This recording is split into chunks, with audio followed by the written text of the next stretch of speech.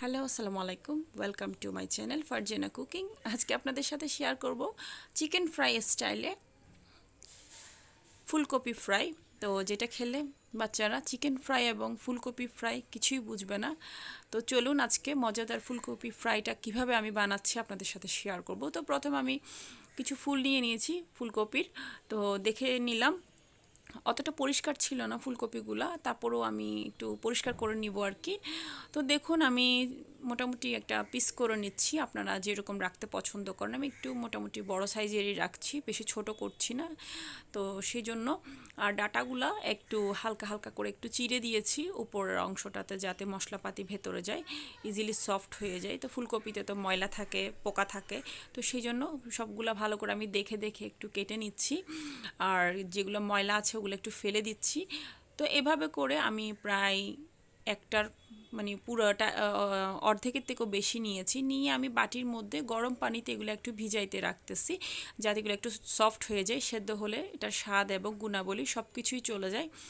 তো এইদিকে আমি 1.5 কাপ আটা নিয়ে নিলাম, সেখানে দিয়ে দিচ্ছি স্বাদ মতো লবণ, একটু চিলি ফ্লেক্স, গোলমরিচের গুঁড়া দিয়ে দিলাম আধা চা চামচ, এবং লবণ দিয়ে দিলাম স্বাদ মতো, আর হচ্ছে 1.25 চা চামচ বেকিং পাউডার, 2 টেবিল চামচ কর্নফ্লাওয়ার। যে কর্নফ্লাওয়ারটা দিলে আপনার ফুলকপি বলেন, চিকেন ফ্রাই বলেন, এটাতে হার্ডনেসটা আসবে না, ফ্রাই করার পরও সফট একটা ক্রিস্পি ভাব থাকবে, যেটা আমরা রেস্টুরেন্টে ব্রোস্ট চিকেনে পাই। তো এটা আমি চিকেন ফ্রাইতেও ইউজ করি, সেম রেসিপিটা ব্রোস্ট চিকেনের ক্ষেত্রে। তো আপনারা চাইলে এভাবে ইউজ করতে পারেন আমার মতো করে।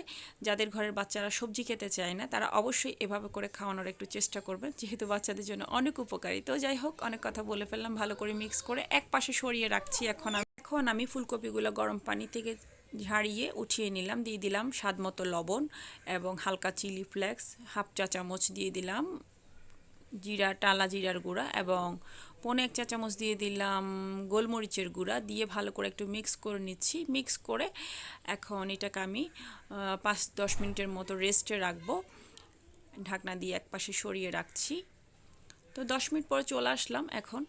এরপরে আমি একটা ডিম ভেঙে ওখানে হালকা লবণ দিয়ে নিলাম। তো দিয়ে প্রথম আমি ফুলকপিটাকে ডিমে চুবিয়ে নিলাম, দেন আমি যেই আটার মিশ্রণটা করেছিলাম সেখানে ভালো করে চেপে চেপে একটু মিক্স করব।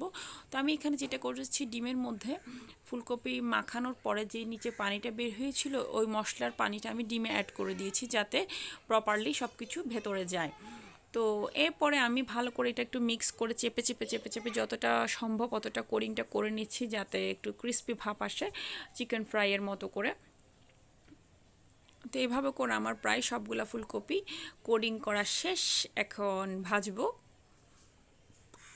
তো তেল বসিয়ে একটু টুথপিকের সাহায্যে চেক করে নিলাম গরম হয়েছে কিনা, দেখলাম গরম হয়েছে। তো আস্তে আস্তে করে সবগুলো ফুলকপি আমি দিয়ে দিচ্ছি, বেশি গাদাগাদি করে দিতে যাবেন না, কোডিংটা খুলে যাবে নাড়াচাড়া করতে গেলে।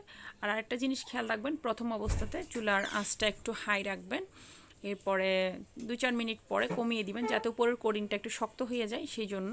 তো আমি সবগুলো ফুলকপি দিয়ে দিলাম, একটু হাতল ধরে নেড়ে দিলাম। এখন এই পর্যায়ে যখন একটা পিঠ হয়ে গেল, আমি আস্তে আস্তে করে একটা কাঁটা চামচের সাহায্যে অপর পিঠটা উল্টিয়ে দিচ্ছি। অনেক সাবধানে করতে হবে যাতে না ভাঙে, খেয়াল রাখবেন কোডিংটা যাতে খুলে না আসে, ওটা শক্ত না হওয়া পর্যন্ত উল্টাবেন না। তো এখন আমি এটা উল্টিয়ে নিচ্ছি, এরপরে পছন্দ মতো কালার হলেই কিন্তু নামিয়ে নিব। তো এটা হতে বেশ সময় লাগবে। তো দেখেন গোল্ডেন ব্রাউন হয়ে আসছে, এখন আমি এটা নামিয়ে নিব।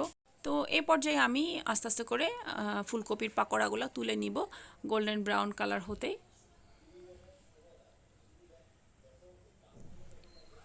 তো আস্তে আস্তে উঠিয়ে নিচ্ছি। বিকেলের নাস্তায় বলেন, যে কোনো সময় মেহমান আসলে আপনারা চাইলে ছটপট ভেজে দিতে পারেন, বা দুপুরের লাঞ্চও বাচ্চাদের জন্য এভাবে করতে পারেন। এটা খুবই স্বাস্থ্যকর এবং ক্যালোরি সম্পূর্ণ খাবার, যেহেতু তেলে ভাজা হয়। তো আশা করছি আমার আজকের এই রেসিপিটা আপনাদের কাছে ভালো লেগেছে। ভালো লাগলে অবশ্যই আমার ইউটিউব চ্যানেলটি সাবস্ক্রাইব করতে ভুলবেন না, এবং ভালো লাগলে ছোট্ট একটা কমেন্টস করে আমার ফেসবুক পেজটি ফলো করে সাথে থাকবেন।